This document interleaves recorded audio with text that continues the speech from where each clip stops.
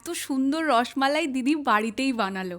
তোমরা অনেকেই বলছিলে দিদি রেসিপিটা দাও, আজ তোমাদের সঙ্গে শেয়ার করব। দিদি সন্ধ্যে থেকেই লেগে পড়েছে, যা যা লাগছে আমি স্ক্রিনে মেনশন করছি। প্রথমে ওই গুঁড়ো দুধের সাথে একটু একটু করে লিকুইড দুধ দিয়ে একটা ডো বানাচ্ছে, আর এদিকে আমাকে বলল তুমি এলাচ দিয়ে আর দুধটাকে একটু ফোটাও, তারপর ওই ডোটাকে একটু রেস্টে রেখে তারপরে এটা দিদি কিভাবে বানাচ্ছ একটু বলো।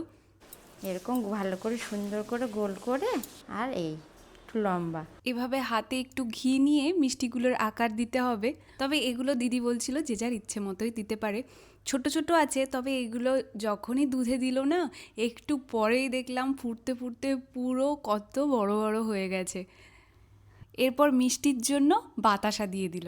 এরপর কিছুক্ষণ ফোটার পর আঁচটা বন্ধ করে দিয়ে ঢাকা দিয়ে বেশ কিছুক্ষণ রেখে দিতে হবে। দেখলে তো বানানো কতটা সোজা।